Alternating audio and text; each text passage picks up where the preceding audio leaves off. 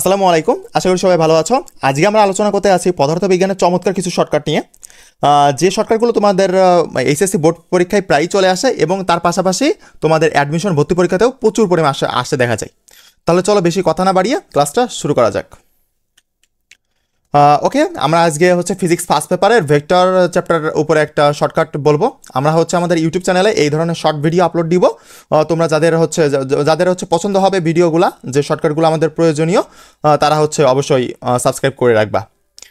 এখন টাইপ 1, আমরা এখানে প্রায় 20টা টাইপ দেখব। ওকে, আমরা 20টা টাইপ দেখব ফিজিক্স ফার্স্ট পেপারের ভেক্টর চ্যাপ্টারের উপর। তার মধ্যে টাইপ 1, এটা খুবই মানে শর্টে শেষ করার চেষ্টা করব। দেখো, এই ধরনের শর্টকাটগুলো খুবই তোমার হেল্পফুল তোমাদের মানে অ্যাডমিশন প্লাস এইচএসসির জন্য। দেখো যে টাইপ 1 স্রোতের গতিবেগ নির্ণয়ের ক্ষেত্রে তোমাদের ভেক্টর চ্যাপ্টারে খুবই গুরুত্বপূর্ণ একটা টপিক নদী নৌকার ম্যাথ। সেখানে স্রোতের গতিবেগ নির্ণয় এটা আরও গুরুত্বপূর্ণ একটা টপিক। ঠিক আছে, এইটা শর্টকাটটা আমরা দেখব। চলো একটা উদাহরণ দেখি, তারপর শর্টকাটটা দেখব।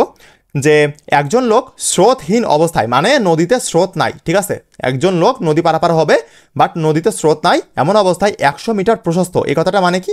100 মিটার প্রশস্ত এই কথাটার মানে নদীটার প্রস্থ 100 মিটার, বা নদীটা চওড়া 100 মিটার। ওকে, একটি প্রশস্ত একটি নদী 4 মিনিটে সোজাসুজি সাঁতারে পার হতে পারে।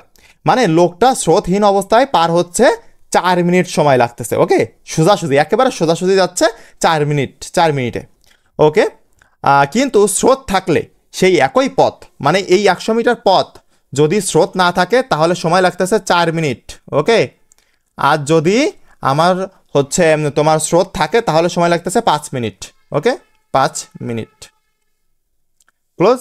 ওকে, অতিক্রম করে স্রোতের গতিবেগ নির্ণয় করো, মানে স্রোতের বেগটা চাইছে, ভি এর মান বা ইউ এর মান, যেটাই বলো না কেন তুমি। ওকে, তাহলে আমরা শর্টকাটটা দেখবো। যে স্রোতের বেগ নির্ণয় করার শর্টকাট যে u equal to s into root over 1/t² 1 minus 1/t² 2। Okay, এইটা এখন তুমি দেখো, জাস্ট এখানে মান বসায় দাও। তাহলে এস মানে কি? এস মানে প্রস্থ বরাবর যে অতিক্রম করতেছে, প্রস্থ বরাবর কত বলো তো? এই যে 100। এই দেখো এখানে মান বসাবো আমরা, এই সূত্রটার এখানে মান বসাবো। তাহলে 100। ওকে, 100 বসালাম এস এর মান। তারপরে t1 এর মান, এই দেখো t1 এর মান এটা t1। ওকে, আর এইটা t2। কথা ক্লিয়ার? তাহলে t1 এর মান 4 মিনিট আর t2 5 মিনিট। তাহলে এই যে 4² 5²। ওকে, দুইটা করে দিলাম।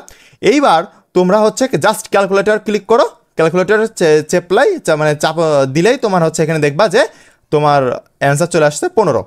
এখন এখানে একটা জিনিস হইতে পারে যে তোমার অপশানে অনেক সময় 15 নাও দেওয়া থাকতে পারে। তাহলে কি দেওয়া থাকতে পারে? দেখো এখানে তোমার কিন্তু অন্যটাও বলতে পারে। এখানে একটা বিষয় দেখো যে মিটার পার মিনিট।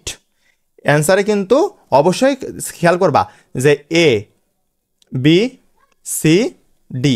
ওকে, এইগুলো খেয়াল করবা যে এতে ধরো তোমার দেওয়া আছে 15 মিটার পার মিনিট। ওকে, মিটার পার মিনিট এইভাবে দেওয়া আছে। আবার বিতে দেওয়া আছে 15 মিটার পার সেকেন্ড। তারপরে এরকম হাবিজাবি দেওয়া আছে। এখন তুমি কোনটা অ্যান্সার করবা? তোমরা তো জানো যে বেগের একক ভাইয়া ms ইনভার্স 1, তাহলে আমরা এইটাই অ্যান্সার। বাট এটা না, অবশ্যই এ নাম্বারে অ্যান্সার হবে। কারণ কি? তুমি দেখো যে এখানে মানটা উদ্দীপকে কি দেওয়া আছে? উদ্দীপকে অবশ্যই মিনিট এককে দেওয়া আছে। তাহলে তুমি আউটপুট যেটা পাবা সেটাও মিনিট এককে পাবা। ওকে, দুইটা মিনিট এককে দেওয়া আছে। এখন তোমার যদি মিনিট এককে দেওয়া আছে, ভালো কথা। এখন তোমার এখানে এইটা মিনিট এককে নাই, তোমার ms ইনভার্স 1 আসছে। তাহলে তুমি অবশ্যই মিটার পার মিনিটে কনভার্ট করে নিবা, এই যে এইভাবে। আর যদি তোমার ms ইনভার্স 1 দেওয়া থাকে তাহলে এই যে মিনিটটাকে অবশ্যই সেকেন্ডে কনভার্ট করে নিবা। ওকে, এইসব অবশ্যই সেকেন্ডে কনভার্ট করে নিবা। তাহলে আমরা একটা কথা বুঝতে পারলাম যে শর্টকাটটা অ্যাপ্লাই করব, ঠিক আছে, বাট আমরা অপশানটাও টেস্ট করব যে অপশানে কি চাচ্ছে। অপশানে হয় ms ইনভার্স 1 চাবে, মানে এইটা চাবে, আর নয়তো তোমার মিটার পার মিনিট চাইবে। ওকে, তোমরা অবশ্যই এই দুইটা খেয়াল রাখবা যে কখন কোনটা যাচ্ছে। আজকে এই পর্যন্তই। আর যদি তোমরা যদি এরকম শর্টকাট শিখতে চাও তাহলে অবশ্যই আমাদের ইউটিউব চ্যানেলটাকে সাবস্ক্রাইব করে রাখবা এবং অবশ্যই তোমাদের বন্ধুদের মধ্যে শেয়ার করে দিবা। আসসালামু আলাইকুম, সবাই ভালো থাকবা।